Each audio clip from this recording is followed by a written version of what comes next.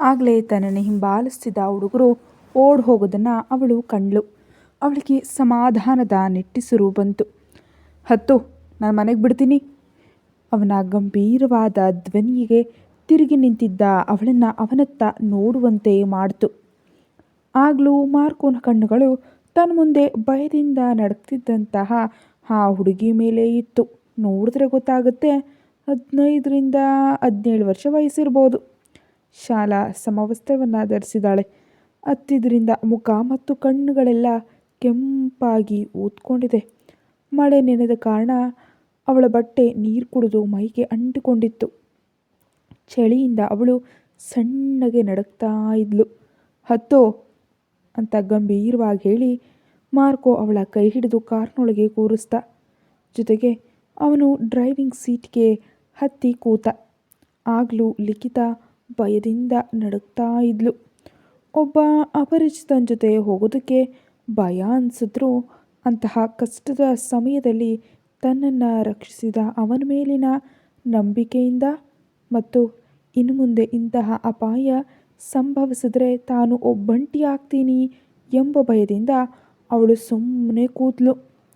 ಕಾರ್ನೊಳಗೆ ಹತ್ತಿ ಮುಗ್ಧ ಮಗುವಿನಂತೆ ಕೂತಿದ್ದ ಅವಳನ್ನು ಮಾರ್ಕೋ ಆಗಲೇ ಗಮನಿಸ್ದ. ಬಿಳಿ ಬಣ್ಣದ ಶರ್ಟ್ ಮತ್ತು ಗಾಢ ನೀಲಿ ಬಣ್ಣದ ಸ್ಕರ್ಟ್ ಅವಳ ಸಮವಸ್ತ್ರವಾಗಿತ್ತು. ಮಳೆ ನೆನೆದಿದ್ದರಿಂದ ಆ ಶರ್ಟ್ ಅವಳ ಮೈಗೆ ಅಂಟಿಕೊಂಡಿತ್ತು. ಅವಳಿಗೆ ಸಂಕೋಚ ಆಯಿತು. ಬಿಳಿ ಶರ್ಟ್ ಮೂಲಕ ಅವಳ ಒಳ ಉಡುಪು ಕಾಣಿಸ್ತಾ ಇತ್ತು. ಅವಳು ಅದನ್ನು ಕೈಗಳಿಂದ ಮುಚ್ಕೊಳ್ಳೋದಕ್ಕೆ ಪ್ರಯತ್ನಿಸ್ತಾ ಇದ್ದರೂ ಏನೂ ಪ್ರಯೋಜನ ಆಗ್ತಾ ಇರಲಿಲ್ಲ. ಅವಳಿಗೆ ಒಂಥರ ಕಿರಿಕಿರಿ ಆಗ್ತಾ ಇತ್ತು. ಅವಳ ಸ್ಥಿತಿಯನ್ನು ಕಂಡು ಅವನಿಗೂ ಸ್ವಲ್ಪ ಮುಜುಗರ ಆಯಿತು. ತಕ್ಷಣ ಮಾರ್ಕೋ ತನ್ನ ಶರ್ಟ್ ಬಿಚ್ಚಿ ಅವಳತ್ತ ನೀಡ್ದ. ಮೊದಲು ಬೇಡ ಅಂತ ಅಂದ್ಕೊಂಡ್ರೂ ನಂತರ ತನ್ನ ಸ್ಥಿತಿಯನ್ನು ನೆನೆದು ಅವಳು ಆ ಶರ್ಟನ್ನು ಪಡೆದು ಧರಿಸಿದ್ಲು. ಕಾರು ಮುಂದೆ ಸಾಗುವಾಗಲೂ ಅವಳು ಕಿಟಕಿಯಿಂದ ಹೊರಗೆ ನೋಡ್ತಾ ಇದ್ಲು. ಅವನು ತನ್ನ ಡ್ರೈವಿಂಗ್ ಕಡೆ ಗಮನ ಕೊಟ್ಟಿದ್ದ. ಇದ್ದಕ್ಕಿದ್ದಂತೆ ಕಾರು ಗುತ್ತೇದಾರ್ ಮನೆಯ ಮುಂದೆ ಬಂದು ನಿಂತ ತಕ್ಷಣ ಅವನು ಅವಳಿಗೆ ಡೋರನ್ನು ಲಾಕ್ ತೆಗೆದುಕೊಟ್ಟ. ಅವನನ್ನೊಮ್ಮೆ ನೋಡಿ ಅವಳು ಬೇಗನೆ ಗೇಟನ್ನು ತೆರೆದು ಒಳಗಡೆ ನಡೆದ್ಲು. ಸ್ವಲ್ಪ ದೂರ ಹೋದ ನಂತರವೇ ತಾನು ಅವನಿಗೆ ಕನಿಷ್ಠ ಧನ್ಯವಾದ ಕೂಡ ಹೇಳಲಿಲ್ವಲ್ಲ ಅಂತ ಲಿಖಿತಾಳಿಗೆ ಅನ್ನಿಸ್ತು. ವಾಪಸ್ ಕಾರಿನ ಹತ್ರ ಓಡ್ ಬಂದಾಗ ಅವನನ್ನು ಕಾಣಲು ಮತ್ತು ಥ್ಯಾಂಕ್ಸ್ ಹೇಳಲು ಅವಳ ಮನಸ್ಸು ಆತುರಿತಾ ಇತ್ತು. ಆದರೆ ಅಷ್ಟರೊಳಗೆ ಮಾರ್ಕೋನ ಕಾರು ಹೋಗಿತ್ತು. ತನ್ನ ಮೈಮೇಲಿದ್ದ ಮಾರ್ಕೋನ ಶರ್ಟ್ ಹಿಡಿದು ಅವಳು ಮತ್ತೊಮ್ಮೆ ಅಕ್ಕಪಕ್ಕ ನೋಡಿದ್ಲು. ಆದರೆ ಅವನ ಧೂಳು ಕೂಡ ಕಾಣಿಸ್ತಿರಲಿಲ್ಲ. ನಂತರ ಅವಳು ಮೆಲ್ಲನೆ ಒಳಗೆ ಹೋದ್ಲು. ಆಗಲೂ ಮಾರ್ಕೋನ ಶರ್ಟ್ ಅವಳ ಕೈಯಲ್ಲಿ ಭದ್ರವಾಗಿತ್ತು. ರಾತ್ರಿ ಮನೆಗೆ ಹೋದಾಗ ಎಲ್ಲರೂ ಟೆನ್ಷನಲ್ಲಿ ಕೂತಿರೋದು ಕಾಣ್ತು. ಮಳೆಯಲ್ಲಿ ನೆನೆದು ಬಂದ ಲಿಖಿತಾಳನ್ನು ಕಂಡು ಎಲ್ಲರೂ ಭಯದಿಂದ ಅವಳ ಹತ್ರ ಬಂದರು. ವಿಷಯವನ್ನು ವಿಚಾರಿಸಿದಾಗ ಲಿಖಿತ ಬಿಕ್ಕಳಿಸುತ್ತಾ ನಡೆದಿದ್ದು ಎಲ್ಲವನ್ನ ಹೇಳಿದ್ಲು. ಅವಳನ್ನು ರಕ್ಷಿಸಿದ ವ್ಯಕ್ತಿಯ ಬಗ್ಗೆ ಕೇಳಿದಾಗ ಅದ್ಯಾರು ಅಂತ ತಿಳಿಲಿಲ್ಲ ಅಂತ ಅವಳು ಹೇಳಿದ್ಲು. ಅವನನ್ನು ನೋಡಿದರೆ ಧನ್ಯವಾದ ಹೇಳ್ಬೋದಿತ್ತು ಅಂತ ಎಲ್ಲರೂ ಅಂದ್ಕೊಂಡ್ರು. ಮುಂದಿನ ದಿನಗಳಲ್ಲಿ ಲಿಖಿತ ಎಲ್ಲಿಗೆ ಹೋದರೂ ತನ್ನ ರಕ್ಷಕನನ್ನು ಹುಡುಕ್ತಾ ಇದ್ಲು. ಆದರೆ ಅವನನ್ನು ಮಾತ್ರ ಕಾಣೋದಕ್ಕೆ ಸಾಧ್ಯವೇ ಆಗಲಿಲ್ಲ. ಆದರೆ ಆಗಲೂ ಅವಳ ಬಳಿ ಅವನ ಶರ್ಟ್ ಭದ್ರವಾಗಿತ್ತು. ದಿನಗಳು ಕಳೆದಂತೆ ಅವಳಿಗೆ ಮಾರ್ಕೋನನ್ನು ಪತ್ತೆ ಹಚ್ಚಲು ಸಾಧ್ಯವಾಗದೇ ಇದ್ದರೂ ಅವಳ ಹೃದಯದಲ್ಲಿ ಬೇರೆ ಯಾರಿಗೂ ಸಿಗದ ಸ್ಥಾನವನ್ನು ಅವನು ಈಗಾಗಲೇ ಪಡೆದುಕೊಂಡಿದ್ದ. ಅಲ್ಲಿಂದ ಆಚೆಗೆ ಲಿಖಿತಾಳ ಜೀವನ ಅವನಿಗಾಗಿ ಕಾಯುವಿಕೆಯೇ ಆಯಿತು. ಅವಳು ತನ್ನ ಹೃದಯವಿಟ್ಟು ಅವನನ್ನು ಪ್ರೀತಿಸೋದಕ್ಕೆ ಶುರು ಮಾಡಿದ್ಲು. ಆದರೆ ವರ್ಷಗಳ ನಂತರ ಅವನನ್ನು ಕಂಡಾಗ ಅವನ ಕೆಲಸಗಳು ಮತ್ತು ನಾಲಿಗೆಯಿಂದ ಬಂದ ಮಾತುಗಳು ಅವಳನ್ನು ಬಹಳವಾಗಿ ಕುಗ್ಗಿಸಿದ್ವು. ಆದರೂ ಅವಳಲ್ಲಿ ಒಂದು ಸಂಶಯ ಇತ್ತು. ಮಾರ್ಕೋ ಗುತ್ತೇದಾರ್ ಮನೆಯ ಶತ್ರುವೇ? ನಡೆದು ಹೋಗ್ತಿರೋ ಮಾರ್ಕೋನನ್ನು ನೋಡ್ತಾ ಇರುವಾಗ ಅವಳ ಕಣ್ಣಿನಿಂದ ಒಂದು ಹನಿ ನೀರು ಕೆಳಗೆ ಬಿತ್ತು. ಮಾರ್ಕೋನ ಮೇಲಿನ ಕೋಪವನ್ನು ತನ್ನ ಫೋನ್ ಮೇಲೆ ಹರಿಸ್ತಿದ್ದ ರುದ್ರ. ಯಜಮಾನ್ರೇ, ಯಾಕೆ, ಏನಾಯಿತು?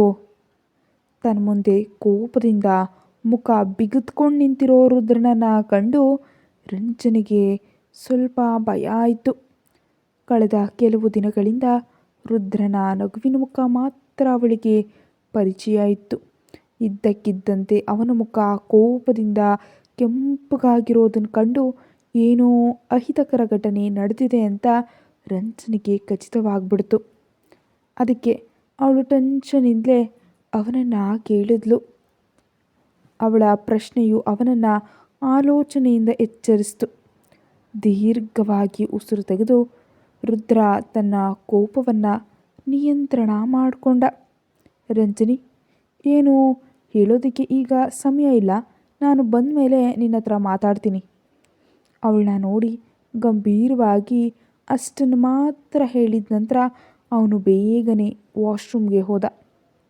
ಆಗಲೂ ಇಲ್ಲೇನು ನಡೀತಿದೆ ಅಂತ ತಿಳಿಯದೆ ಟೆನ್ಷನ್ನಲ್ಲಿದ್ಲು ರಂಜನಿ. ಅವಳು ರುದ್ರ ಹೋದ ಹಾದಿಯನ್ನೇ ನೋಡ್ತಾ ನಿಂತಳು. ತಕ್ಷಣ ರುದ್ರ ಹೊರಗೆ ಬಂದು ಬೇಗನೆ ಬಟ್ಟೆಯನ್ನು ಬದಲಾಯಿಸ್ದ. ಅವಳು ಗಾಬರಿಯಿಂದ ಅವನನ್ನೇ ನೋಡ್ತಾನೇ ಇದ್ಲು.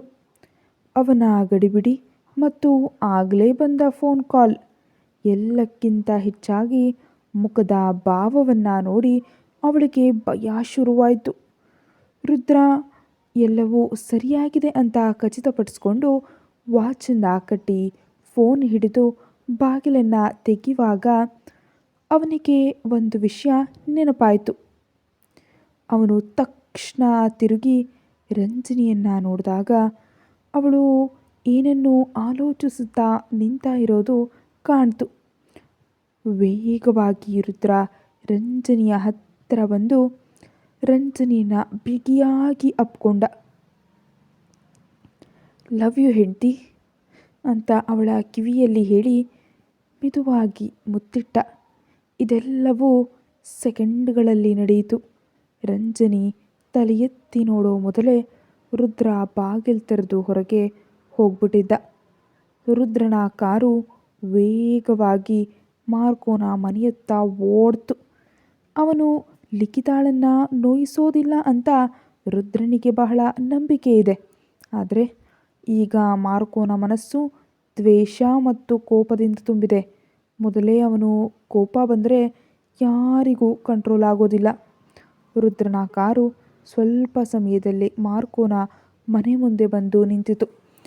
ಟೆನ್ಷನ್ನಿಂದ ಕಾರ್ನಿಂದ ಇಳಿಯುವಾಗ ರುದ್ರನ ಮುಖದಲ್ಲಿ ಕೋಪ ಮತ್ತು ಆತಂಕ ಎರಡೂ ಕೂಡ ಇತ್ತು. ಮಾರ್ಕೋ! ಮನೆಯ ಒಳಕ್ಕೆ ಹೋಗಿ ಕೋಪದಿಂದ ಮಾರ್ಕೋನನ್ನು ರುದ್ರ ಕರೆದ. ನೀನು ಹೇಳಿದಂತೆ ನಾನು ಬಂದಿದ್ದೀನಿ, ಈಗ ನನ್ನ ತಂಗಿಯನ್ನು ಬಿಡು ಅಂತ ರುದ್ರ ಜೋರಾಗಿ ಕಿರಿಚಿದ. ತಕ್ಷಣ ಲಿಖಿತಾಳ ಕೈ ಹಿಡಿದು ಎಳಕೊಂಡು ಸ್ಟೆಪ್ಸ್ ಇಳಿದು ಬರ್ತಾ ಇರೋ ಮಾರ್ಕೋನನ್ನು ರುದ್ರ ನೋಡ್ದ. ಮಾರ್ಕೋನ ಕೈ ತನ್ನ ಕೈ ಮೇಲೆ ಒತ್ತುತ್ತಿರೋದಕ್ಕೆ ಲಿಖಿತ ನೋವಿನಿಂದ ಮುಖವನ್ನು ಸುಕ್ಕಗಾಗಿಸಿದ್ಲು. ಅದನ್ನು ಕಂಡು ರುದ್ರನ ಕೋಪ ಹೆಚ್ಚಾಯಿತು. ತನ್ನ ಮುಂದೆ ನಿಂತ ರುದ್ರನನ್ನು ಕಂಡು ಮಾರ್ಕೋ ಲಿಖಿತಾಳನ್ನು ಅವನ ಮುಂದೆ ದೂಡ್ದ. ಲಿಖಿತ ಕೆಳಗೆ ಬೀಳೋ ಮೊದಲೇ ರುದ್ರ ಅವಳನ್ನು ವೇಗವಾಗಿ ಹೋಗಿ ಹಿಡ್ಕೊಂಡ. ಅಣ್ಣ! ಅಲ್ಲಿವರೆಗೆ ಅಳುವನ್ನು ತಡೆದಿದ್ದಂತಹ ಲಿಖಿತ ರುದ್ರನನ್ನು ಕಂಡ ತಕ್ಷಣ ಬಿಕ್ಕಿ ಬಿಕ್ಕಿ ಅಳೋದಕ್ಕೆ ಶುರು ಮಾಡಿದ್ಲು. ಅವಳು ರುದ್ರನ ಹೆಗಲಿಗೆ ಚಾಚ್ಕೊಂಡ್ಳು. ಲಿಖಿತ ಕಂದ, ಏನಿಲ್ಲ, ಅಣ್ಣ ಬಂದಿದ್ದೀನಲ್ವಾ ಅಂತ ಅವಳ ಬೆನ್ನನ್ನು ಸವರಿ ಸಮಾಧಾನ ಪಡಿಸ್ದ. ಆದರೆ ಮಾರ್ಕೋ ಆಗಲೂ ಅಸಹ್ಯದಿಂದ ನೋಡ್ತಾ ನಿಂತಿದ್ದ. ಹೊರಗೆ ನಮ್ಮ ಕಾರಿದೆ ಮಗಳೇ, ನೀನು ಹೋಗಿ ಕೂತ್ಕೋ, ಅಣ್ಣ ಈಗಲೇ ಬರ್ತೀನಿ ಅಂತ ರುದ್ರ ಹೇಳಿದ ತಕ್ಷಣ ಅವಳು ಕಾರಿನತ್ತ ಹೋದ್ಲು. ಆದರೆ ಆಗಲೂ ಅವಳ ಕಣ್ಣುಗಳು ತಿಳಿಯದಂತೆ ಮಾರ್ಕೋನನ್ನು ಹುಡುಕ್ತಾ ಇದ್ವು. ಲಿಖಿತ ಕಾರಿನ ಹತ್ರ ಹೋದ್ಲು ಅಂತ ಖಚಿತವಾದ ಮೇಲೆ ರುದ್ರ ಕೋಪದಿಂದ ಮಾರ್ಕೋನನ್ನು ನೋಡ್ದ. ಆದರೆ ಮಾರ್ಕೋ ಅಸಹ್ಯದಿಂದ ಮಾತನಾಡಲು ಶುರು ಮಾಡ್ದ. ಒಳ್ಳೆಯದು ರುದ್ರ, ನಿನಗೆ ಈಗಲೂ ನಿನ್ನ ತಂಗಿಯರ ಮೇಲೆ ಹಳೆಯಂತೆಯ ಪ್ರೀತಿ ಹಾಗೇ ಇದೆ ಅಲ್ವೇ? ಇಲ್ದಿದ್ರೆ ನಾನು ಹೇಳ್ದಂತೆ ಸರಿಯಾಗಿ ಅರ್ಧ ಗಂಟೆಯೊಳಗೆ ನೀನು ಇಲ್ಲಿಗೆ ಬರ್ತಾ ಇರಲಿಲ್ಲ ಅಂತ ಮಾರ್ಕೋನಕ್ಕಾಗ ರುದ್ರ ಅವನ ಕಾಲರನ್ನು ಹಿಡ್ಕೊಂಡ. ನಮ್ಮ ನಡುವೆ ಇರೋದನ್ನು ನೇರವಾಗಿ ತೀರಿಸ್ಕೊಳ್ಬೇಕು. ಅಕಸ್ಮಾತ್ ನನ್ನ ಕುಟುಂಬದ ಮೇಲೆ ಕೈ ಹಾಕಬೇಡ ಅಂತ ರುದ್ರ ಅವನನ್ನು ಅಧುಮ್ದ. ಒಂದು ಕ್ಷಣ ರುದ್ರನ ಕೆಂಪಾದ ಕಣ್ಣುಗಳನ್ನು ಮಾರ್ಕೋ ನೋಡ್ದ. ಆಗಲೇ ತಿಳಿಯದಂತೆ ಅವನಲ್ಲೂ ಒಂದು ಸಣ್ಣ ಭಯ ಮೂಡ್ತು. ಆದರೆ ತಕ್ಷಣ ಅದನ್ನು ಮುಚ್ಚಿಟ್ಟು ಮಾರ್ಕೋ ರುದ್ರನ ಕೈಯನ್ನು ಜೋರಾಗಿ ತಳ್ದ. ನಿನ್ನ ತಂಗಿಯನ್ನು ಒಂದು ರಾತ್ರಿ ಅಪಹರಿಸಿದಾಗ ನಿನಗೆ ಟೆನ್ಷನ್ ಆಯ್ತಲ್ವಾ? ಆದರೆ ನಿನ್ನಿಂದಾಗಿ ಕಳೆದ 4 ವರ್ಷ ನಾನು ಜೈನಲ್ಲಿ ಕಳೆದಿದ್ದೀನಿ. ಅಪ್ಪ ಅಮ್ಮ ಯಾರೂ ಇಲ್ಲದ ನನ್ನ ಚಾರ್ಲಿ ಅನಾಥನಂತೆ ಆ 4 ವರ್ಷ ಕಳೆದಿದ್ದಾನೆ ಅಂತ ಹೇಳಿ ಅರ್ಧಕ್ಕೆ ನಿಲ್ಲಿಸಿದ ಮಾರ್ಕೋ ಕಣ್ಣುಗಳನ್ನು ಮುಚ್ಚಿ ಕೋಪವನ್ನು ನಿಯಂತ್ರಿಸಿದ. ನಂತರ ಮುಷ್ಟಿಯನ್ನು ಬಿಗಿದು ಮತ್ತೆ ಮಾತನಾಡೋದಕ್ಕೆ ಶುರು ಮಾಡ್ದ. ನೀನು ನೆನಪಿಟ್ಕೋ, ಎಲ್ಲದಕ್ಕೂ ಲೆಕ್ಕವನ್ನು ನಿನ್ನಿಂದ ಮತ್ತು ನಿನ್ನ ಕುಟುಂಬದಿಂದ ನಾನು ಕೊಡಿಸ್ತೀನಿ. ತನ್ನ ಮುಂದೆ ಹಗೆತನದಿಂದ ಕಿರಿಸ್ತಾ ಇರೋ ಮಾರ್ಕೋನನ್ನು ನೋಡಿ ರುದ್ರ ಜೋರಾಗಿ ನಗ್ತ. ಅದು ಸಹಾನುಭೂತಿಯ ನಗು. ಅವನನ್ನು ಕಂಡು ರುದ್ರನಿಗೆ ಪಾಪ ಅನ್ನಿಸ್ತು. ಸತ್ಯ ಏನಂತ ತಿಳಿಯದೆ ಯಾರೋ ಕೊಟ್ಟ ಕೀ ಮೇಲೆ ಕುಣಿಯುವ ಗೊಂಬೆಯಂತೆ ಇವನು ವರ್ತಿಸ್ತಿದ್ದಾನೆ. ನೋಡೋಣ ಮಾರ್ಕೋ, ಇನ್ನು ನಾವು ಇಬ್ಬರು ಇಲ್ಲೇ ಇದ್ದೇವಲ್ಲ ಅಂತ ಹೇಳಿ ರುದ್ರ ಹೊರಗೆ ನಡೆದ. ಮಾರ್ಕೋ ಕೋಪದಿಂದ ಅವನನ್ನೇ ನೋಡ್ತಾ ಇದ್ದ. ಮಾರ್ಕೋನ ಮನೆಯಿಂದ ಹೊರಬರುವಾಗ ರುದ್ರನಿಗೆ ಎದುರುಗಡೆ ಒಂದು ಕಾರ್ ಬಂದು ನಿಲ್ಲೋದು ಕಾಣ್ತು. ಆ ಕಾರಿನಿಂದ ಸ್ಟೆಫಿನ್ ಇಳಿದು ಬಂದ. ಸ್ಟೆಫಿನ್ ಮಾರ್ಕೋನ ಮನೆ ಮುಂದೆ ರುದ್ರನನ್ನು ಕಂಡು ಸಂಶಯದಿಂದ ನೋಡ್ತಾ ಇದ್ದ. ರುದ್ರ ತನ್ನ ಕೂಲಿಂಗ್ ಗ್ಲಾಸ್ ಧರಿಸಿ ಅವನನ್ನು ಗಂಭೀರವಾಗಿ ನೋಡ್ತಾ ಹಾದು ಹೋದ. ವಿಜಯದ ಭಾವದಿಂದ ನಡೆದು ಹೋದ ರುದ್ರನನ್ನು ಕಂಡು ಸ್ಟೆಫಿನ್ ಕೋಪದಿಂದ ಮುಷ್ಟಿಯನ್ನು ಬಿಗಿದ. ರುದ್ರ ಇದೆಲ್ಲವನ್ನ ಗಮನಿಸ್ತಾ ಇದ್ದ. ರುದ್ರ ಕಾರ್ ಹತ್ತಿ ಕೂತಾಗ ಲಿಖಿತ ಆಗಲೂ ಕೂಡ ಮಾರ್ಕೋನ ಆಲೋಚನೆಯಲ್ಲೇ ಸಂಪೂರ್ಣವಾಗಿ ಮುಳುಗಿ ಹೋಗಿದ್ಲು. ಬೆಳಿಗ್ಗೆ ರಂಜನಿ ಸ್ನಾನ ಮಾಡಿ ಬಟ್ಟೆ ಬದಲಿಸಿ ಅಡುಗೆ ಮನೆಗೆ ಹೋದ್ಲು. ಅಲ್ಲಿ ಸೌಮ್ಯ, ಲತಾ ಮತ್ತು ಪುಟ್ಕುಷಿ ಎಲ್ಲರೂ ಇದ್ದರು. ಪ್ರತಿಯೊಬ್ಬರು ಒಂದೊಂದು ಕೆಲಸದಲ್ಲಿ ಬ್ಯುಸಿ ಇದ್ದಾರೆ. ಅಲ್ಲಿಗೆ ಬಂದ ರಂಜನಿಯನ್ನು ಕಂಡು ಸರಸ್ವತಿಯವರು ಒಂದು ಕಪ್ ಕಾಫಿಯನ್ನು ಮಾಡಿ ನೀಡಿದ್ರು. ಅವರನ್ನು ನೋಡಿ ರಂಜನಿ ಮೆಲುವಾಗಿ ನಕ್ಕು ಕಾಫಿಯನ್ನು ಕೊಡೋದಕ್ಕೆ ಪ್ರಾರಂಭಿಸಿದ್ಲು. ಎಲ್ಲರೂ ಅವಳ ಜೊತೆ ಬಹಳ ಚೆನ್ನಾಗಿ ಮಾತಾಡ್ತಾ ಇದ್ರು. ಆದರೆ ರಂಜನಿಯ ಮನಸ್ಸು ಪೂರ್ತಿ ಕವನಾಳ ಮೇಲಿತ್ತು. ಅವಳೀಗ ಎಲ್ಲಿದ್ದಾಳೆ? ಕಾಯಿಲೆ ವಾಸಿಯಾಗಿದೆಯೇ? ಇಂದು ಏನಾದರೂ ಮಾಡಿ ಕವನಾಳ ಬಗ್ಗೆ ತಿಳ್ಕೊಳ್ಳೇಬೇಕು ಅಂತ ಅವಳು ನಿರ್ಧರಿಸಿ ಸರಸ್ವತಿಯವರನ್ನೇ ಕೇಳೋದಕ್ಕೆ ಹೋದ್ಲು. ಶಂಕರಗೌಡರಿಗೆ ಕಾಫಿ ನೀಡುವ ಗಡಿಬಿಡಿಯಲ್ಲಿದ್ದರು ಸರಸ್ವತಿ. ಇದೇ ಸರಿಯಾದ ಸಮಯ ಅಂತ ರಂಜನಿ ಅವರ ಹತ್ರ ಹೋದ್ಲು. ಅತ್ತೆ, ನಾನು ಅಂತ ರಂಜನಿ ಕೇಳೋ ಮೊದಲೇ ಕಾಲಿಂಗ್ ಬೆಲ್ ಸದ್ದು ಕೇಳಿಸ್ತು. ಮಗಳೇ, ಒಂದು ನಿಮಿಷ, ಯಾರು ಅಂತ ನೋಡಿ ಬರ್ತೀನಿ ಅಂತ ಸರಸ್ವತಿಯವರು ಹಾಲ್ಗೆ ಹೋದರು. ಬಾಗಿಲನ್ನು ತೆರೆದಾಗ ಎದುರು ನಿಂತ ರುದ್ರ ಮತ್ತು ಲಿಖಿತಾಳನ್ನು ಕಂಡು ಅವರಿಗೆ ಸಮಾಧಾನವಾಯಿತು. ಅಯ್ಯೋ ಮಗಳೇ, ನಾವೆಲ್ಲ ಇಷ್ಟೊಂದು ಭಯಪಟ್ವಿ ಗೊತ್ತಾ? ಬೆಳಿಗ್ಗೆ ಬರ್ತೀನಿ ಅಂತ ಹೇಳಿ ನೀನು ಕಾಣ್ತಿದ್ದಾಗ ನಮಗೆ ಆತಂಕ ಆಗಿ ಹೋಗಿತ್ತು ಅಂತ ಹೇಳ್ತಾ ಇದ್ರು ಸರಸ್ವತಿಯವರು. ರುದ್ರ ತಕ್ಷಣ ಅವರಿಗೆ ಸಮಾಧಾನವನ್ನು ಹೇಳ್ದ. ಅಮ್ಮ, ಬಸ್ ಲೇಟಾಗಿತ್ತು, ಅದಕ್ಕೆ ನಾನೇ ಬೆಳಿಗ್ಗೆ ಹೋಗಿ ಕರ್ಕೊಂಡು ಬಂದೆ. ಅವರು ಆ ಸುಳ್ಳನ್ನು ನಂಬಿದ್ರು. ಯಾರಿಗೂ ಭಯ ಆಗಬಾರ್ದು ಎಂಬ ಕಾರಣಕ್ಕೆ ರುದ್ರ ಹಾಗೆ ಹೇಳಿದ್ದ. ಇಲ್ದಿದ್ರೆ ಮಾರ್ಕೋ ಅಪಹರಿಸಿದ್ನೆಲ್ಲ ಹೇಳಬೇಕಾಗ್ತಿತ್ತು. ಅನಾವಶ್ಯಕವಾಗಿ ಮನೆಯವರೆಲ್ಲ ಗಾಬರಿ ಆಗ್ತಾರೆ ಅನ್ನೋ ಕಾರಣಕ್ಕೆ ರುದ್ರ ಈ ವಿಷಯವನ್ನು ಮುಚ್ಚಿಟ್ಟ. ಕಾರ್ನಲ್ಲಿ ಬರುವಾಗಲೇ ಏನನ್ನೂ ಹೇಳಬಾರ್ದು ಅಂತ ಅವನು ಲಿಖಿತಾಗೆ ತಿಳಿಸಿದ್ದ.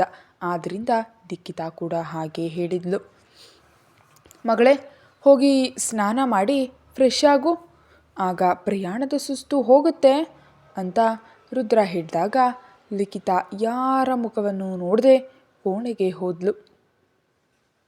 ಅಮ್ಮ, ರಂಜನಿಗೆ ಒಂದು ಕಪ್ ಕಾಫಿನ ತರೋದಕ್ಕೆ ಹೇಳು ಅಂತ ಹೇಳಿ ರುದ್ರ ಮೇಲೆ ತನ್ನ ಕೋಣೆಗೆ ಹೋದ. ಅವನ ಮನಸ್ಸು ಅಸ್ಥಿರವಾಗಿತ್ತು. ಇಂದು ನಡೆದಿದ್ದೆಲ್ಲ ಅವನನ್ನು ಕಾಡ್ತಾ ಇತ್ತು. ಕೋಣೆಗೆ ಹೋದ ತಕ್ಷಣ ಶರ್ಟ್ ಗುಂಡಿ ಬಿಚ್ಚಿ ಬಾಲ್ಕನಿಗೆ ಹೋದ ಮತ್ತು ಸಿಗರೇಟನ್ನು ಹಚ್ಚಿದ. ಪ್ರತಿಯೊಂದು ಪಫ್ ತೆಗೆದುಕೊಳ್ಳುವಾಗಲೂ ಅವನಿಗೆ ಮಾರ್ಕೋನ ಮುಖ ನೆನಪಾಗ್ತಾ ಇತ್ತು. ರುದ್ರನ ಮನಸ್ಸಿನಲ್ಲಿ ಮಾರ್ಕೋಗೆ ಯಾರಿಗೂ ಸಿಗದ ಸ್ಥಾನ ಈಗಲೂ ಇದೆ. ರಂಜನಿ ರುದ್ರನಿಗಾಗಿ ಕಾಫಿಯನ್ನು ಹಿಡಿದು ಕೋಣೆಗೆ ಬಂದಳು. ಅವನು ಬಾಲ್ಕನಿಯಲ್ಲಿ ಸಿಗರೇಟನ್ನು ಸೇದ್ತಾ ಇರೋದು ಕಾಣ್ತು. ಅವಳು ಅವನ ಕೈಯಲ್ಲಿದ್ದ ಸಿಗರೇಟನ್ನು ಕಿತ್ಕೊಂಡು ಕೆಳಗೆ ಎಸೆದ್ಲು. ಮಾರ್ಕೋನ ಆಲೋಚನೆಯಲ್ಲಿದ್ದ ರುದ್ರ ಎಚ್ಚರಗೊಂಡು ರಂಜನಿಯನ್ನು ನೋಡಿ ನಗ್ದ.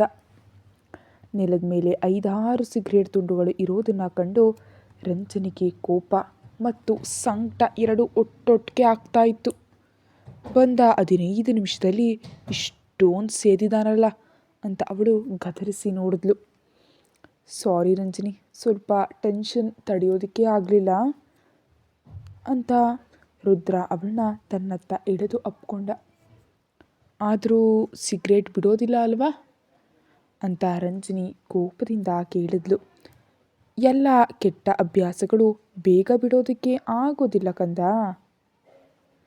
ನಿನ್ನ ಮೇಲೆ ಆಣೆ, ಇದು ಸ್ವಲ್ಪ ಕಷ್ಟ, ಆದರೆ ನಿನಗಾಗಿ ಇದನ್ನು ಕಡಿಮೆ ಮಾಡ್ತೀನಿ ಅಂತ ರುದ್ರ ಪ್ರೀತಿಯಿಂದ ಹೇಳಿದಾಗ ರಂಜನಿ ಮುಖ ಬೆಳಗ್ತು. ಮತ್ತೊಂದೆಡೆ ಮಾರ್ಕೋ ತನ್ನ ಮನೆಯಲ್ಲಿ ಕೂತು ಆತನು ಕೂಡ ಸಿಗರೇಟನ್ನು ಸೇದ್ತಾ ಇದ್ದಾನೆ. ರುದ್ರ ಹೇಳಿದ ಮಾತುಗಳು ಅವನನ್ನು ಕಾಡ್ತಾ ಇದ್ವು. ಅಷ್ಟರಲ್ಲೇ ಸ್ಟೆಫಿನ್ ಅಲ್ಲಿಗೆ ಬಂದ. ಮಾರ್ಕೋ, ನೀನು ಮಾಡಿದ್ದು ದೊಡ್ಡ ದಡ್ಡತನ. ಲಿಖಿತಾ ನಮಗೆ ಸಿಕ್ಕ ದೊಡ್ಡ ದಾಳವಾಗಿದ್ಲು. ಅವಳಿಂದ ನಮಗೆ ಬೇಕಾದದ್ದನ್ನು ನಾವು ಸಾಧಿಸಬಹುದಿತ್ತು, ಆದರೆ ನೀನು ಎಲ್ಲವನ್ನ ಹಾಳು ಮಾಡಿದೆ ಅಂತ ಸ್ಟೆಫಿನ್ ಮಾರ್ಕೋನ ಮೇಲೆ ಜೋರಾಗಿ ಕೂಗಾಡ್ತಾ ಇದ್ದ. ಮಾರ್ಕೋ ಅವನ ಮಾತನ್ನು ಕೇಳಿಸ್ಕೊಳ್ಳದವರಂತೆ ಅಲ್ಲಿಂದ ಎದ್ದು ಹೋದ. ಕತೆ ಮುಂದುವರಿಯುತ್ತೆ. ಹೆಚ್ಚಿನ ವಿಡಿಯೋಗಾಗಿ ಚಾನಲನ್ನು ಸಬ್ಸ್ಕ್ರೈಬ್ ಮಾಡಿ ಮತ್ತು ವಿಡಿಯೋವನ್ನು ಮುಂಚಿತವಾಗಿ ನೋಡಲು ಚಾನಲ್ಗೆ ಮೆಂಬರ್ಶಿಪ್ ತಗೊಳ್ಳಿ.